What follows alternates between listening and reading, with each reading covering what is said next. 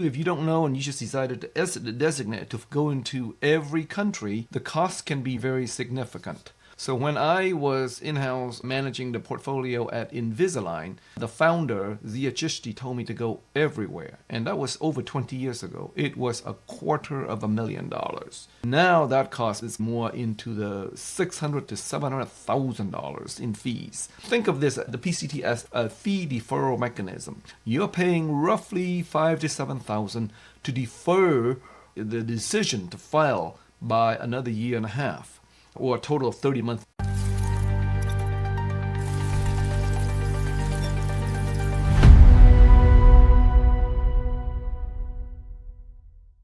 PCT is an organization that's created as a treaty among many governments in the world. Today, the PCT coverage covers around 153 countries, and there are a few small countries that are not yet in the PCT, but most industrial countries have joined. The top PCT filing clusters tend to be in America, in Europe, and in China. Those are the major countries. The top PCT applicants tend to be telecommunications and electronic companies. So, for example, Huawei, Mitsubishi, Samsung, among others. The top PCT university applicants are the University of California, Tsinghua University, Shenzhen, MIT, for example. PCT is a great way to defer your national filing expenses. Typically, in the US, you file your first application, and within 12 months of that, you need to designate and descend into all the national countries that you want to go into. So for most companies, having 1 year is not sufficient to know what market's going to be important for you. If you don't know and you just decided to designate to go into every country, the cost can be very significant. So when I was in-house managing the portfolio at Invisalign, the founder, Zia Chishti, told me to go everywhere. And that was over 20 years ago. It was $250,000. Now that cost is more into the $600,000 to $700,000 in fees. And so most startup companies do not have that luxury of just going everywhere in the first year. What you do is you go through the PCT procedure, and the PCT procedure extends the deadline another 18 months. So instead of 12 months from your first filing, you would go to 30 months from your first filing. And that extra 18 months can be very significant in terms of financing your company. Right? And so you do pay a cost for PCT. Roughly, the government filing fees are going to be somewhere between $1,500 to $2,500, depending on the size of your application.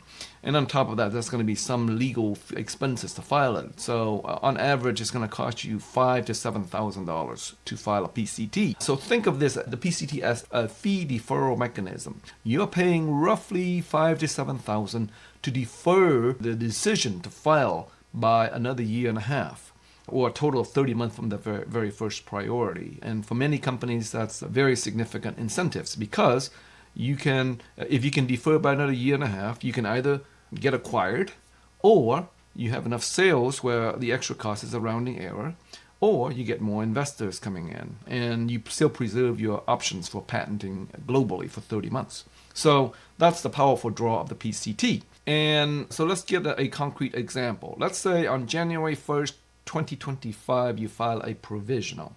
That means that by December of 2025, you should be prepared to file your PCT so that you meet your January deadline, right? Now, that time, depending on your need to get a patent quickly, you may elect to go ahead and descend and file a non-provisional in the US or in any other countries that you need a patent quickly on. There is another scenario where a PCT could be useful. So that scenario occurs when you need to accelerate. In the United States, the petition to accelerate, you need to provide them with a search report. And so you either can pay somebody to go out and do a search, or you can roll that in your PCT application. When you file a PCT application, within a certain time period, the PCT is going to give you a patentability opinion report. And it's going to cite maybe 4 or 5 references and how they are pertinent to your claims. You can then take that search, the PCT search report, and include that in your petition to accelerate, and you would qualify for a cheaper price because now you've done the search for the U.S. Patent Office, and therefore the cost of acceleration is reduced. So that's another very good scenario used for PCT application. Historically, PCT used to be filed by paper, but now you file them directly electronically under a procedure called ePCT, or it's electronic PCT filing. So what is ePCT? It's a web-based service. It's designed by WIPO, which is the authority administering the PCT, and it provides for an online preparation, filing, and management of the PCT applications. The user interface is available in a variety of languages, including English, German, French, and basically the major languages of the world, Chinese also. The ePCT filing is accepted at 70 plus PCT receiving offices, the United States being one of them. So you can certainly do an ePCT filing, create a document, and then submit that in through the U.S. Patent Office as the PCT receiving office, and it'll be accepted electronically. So what are some features of ePCT that's useful?